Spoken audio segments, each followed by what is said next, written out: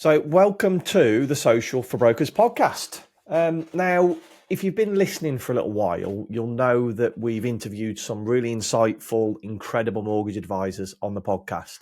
And we ask them the questions that you guys want to know from these business owners, like how they have hired staff, how they generate leads, what they do on social media. Now, don't get me wrong, I think these episodes are great because the listeners, you guys, gain so much knowledge about everything, really, about everything that they do, the struggles that they've had, which is fantastic. But what I've found is I haven't actually given you guys, the listeners, any of my personal knowledge of how to grow on social media, kind of social media tips and hacks and things like that. So we're actually going to start a new series. It's going to be on this podcast. You're not going to have to go anywhere else for these episodes. They're all going to be here. And they're going to be called the Brokers Brew. So we're not going to stop the interviews with brokers, but we're going to do this new series. And what it's going to be me just chatting to you guys, talking through things like social media growth with tips, with hacks. As I said, they'll be a bit shorter, so you can listen while you're walking the dog or you're on a shorter car journey. So it's a new concept. They're going to be on YouTube, on Spotify, Apple Podcasts, Google, wherever you listen to your podcasts. They're going to be called the Brokers Brew. So if you're watching on YouTube, you'll see I've got my brew. And as you can see, it's full. So I'm just going to have a chat with you guys about some good strategies that you can adopt, some processes that you can put in place to help with your social media and ultimately help you win more business on social, all in the time it takes me to drink a brew. So today's episode, the first one, is talking about how to get new followers on social media. So we're going to talk about the exact script that I've seen advisors use, that I recommend advisors use to get more followers on their social media. So we're going to get into it today. Before we get into it, if you haven't signed up to our email list yet, what we do every week, every Wednesday, is we release a new email with loads of social media tips on how to grow on social media, how to create really good content. And we'll send that every Wednesday into your inbox. To sign up to it, all you need to do is to go to our website, socialforbrokers.com/blog, and you can sign up there and it's completely free.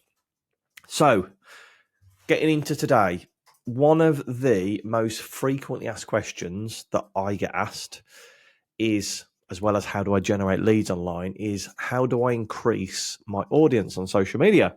So the big thing is, I would say, if you're not turning your clients into social media followers, you're leaving money on the table. Seriously, your online presence is the ticket to expanding your reach, increasing your engagement, and ultimately getting more mortgage leads. So we always want to try and increase our social media audience. But this is where I see mortgage brokers do it in the wrong way or ask at the wrong time. What happens is they ask for followers when the clients have had their mortgage and done with it. Okay, so people ask them right at the end. So for an example, and this might apply to a few people here, your client's just completed on their mortgage, it's all gone through, and then either yourself or an admin member of staff phones them up and goes, great, Mr. and Mrs. Smith, your mortgage is completed. You've either moved into your new house or your remortgage has now gone through. Would you mind leaving us a Google review and following us on social? And that's all that's said about it. And that's right at the end when it's all done. And they say, oh, yeah, of course, you guys have been fantastic. I'm going to leave you a Google review right now. And that Google review never comes. And yet we'll definitely follow you on social media. And they never actually do. Who can blame them? Do you know what I mean? They've got their mortgage from you. You as a company now dead to them. They've used you. They don't need you anymore. Okay. So, and it's going to be really hard for you guys now to phone them up in a couple of weeks and go, oh, no, the mortgage completed a couple of weeks ago, but you still haven't left us that review. And would you mind follow us in on social media? They're less likely to take that call, aren't they? So what you want to do, instead of hitting them with that generic request for a follow on social media, you want to be asking them and giving them value and giving them a reason for them to follow you on social media. So let's think about it from a different point of view. Let's remove it from mortgages and let's think about it, say, buying a car. So quite a big financial commitment like a mortgage would be. Okay. So you phone up the car garage and you say to them, I'm interested in the red car that you've got and the blue car that you've got.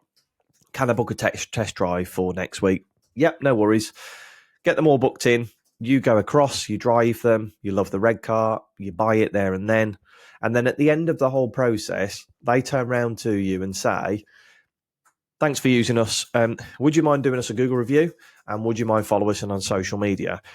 You then think, well, I've got the car. I've got no actual need for me to then go and follow you and carry on looking at you on social media. Okay. You might leave them a Google review. Let's think about it another way. So you phone up the garage and you say, there's a red car and a blue car that I want to test drive. And that person turns around and says, yep, we'll book you in for next Thursday at 10 o'clock. That's all booked. What we found is people actually like following us on social media at this point when they're making a decision about a car, because what we do on social media is on our channels, we talk to people about how to look after their car, or 3 questions that you should ask your car salesman about buying a car. Some tips on when you arrive for your appointment, the best ways to drive the test cars and where we're going to take you. So it's probably best for you to follow us on social media. Now, you're much more likely to do it at that point because, one, you're excited about buying a car. So you're much more likely to follow that channel because you're in that phase, you've got that buzz, you want to see what's going on at this car garage. And 2, the car salesman on the phone has given you something of value. He's told you something that will be different on social media if you follow them. Okay. Then you go to the car garage, you buy the car. Okay. And then when it's all said and done and it's all finished and you've bought the red car, how likely are you that you'll go onto your Facebook or Instagram channel and then unfollow that page? It's very rare that you'll do it. Okay. And if you think about it now, when you're scrolling on social media tonight, you might see a page and go, I need to really unfollow them because I've got no interest in what they do anymore. But you don't, because if you're like me, I'm lazy. I can't be bothered to click on it and click unfollow. So you almost carry on following that page for years without even realizing. Okay. So we need to do exactly the same when you're speaking to your clients. So it's all about timing and providing value. Okay. You've got to ask for the follow early on and do it during the first appointment when they're deep in that mortgage chat and they're excited about getting their mortgage sorted or excited about buying that property. That's when they're most likely to hit that follow button. And think about it. If they don't follow you after that initial conversation, you've still got 2 or 3 appointments after that. You've got plenty of chances to ask again in the future. But if you wait until the very last phone call you have with them, you've got one shot and it's very rare that they'll do it then. And here's another key point when you're asking, be specific about what channel you want them to follow you on, okay, or the one that they use most popularly. So don't leave it up to chance. Ask them if they're more into Facebook or Instagram. That way, when you come back round to ask for the follow, you've already kind of set the stage, okay? So let's talk about this script. So I'm going to read it out word for word. And you can take this. It's also on our website as well. If you go into our blog section, people have found this really useful. A mortgage broker actually commented on one of our posts saying they'd put this into action straight away and got a follow off their first phone call. Okay. So first point, before we go into it, don't do anything generic.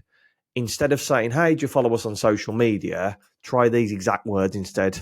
Okay. So after the first appointment, you say, thank you. I've now got everything I need. We'll obviously be in touch for the next stages. And also, have you checked us out on social media? They might say yes or no.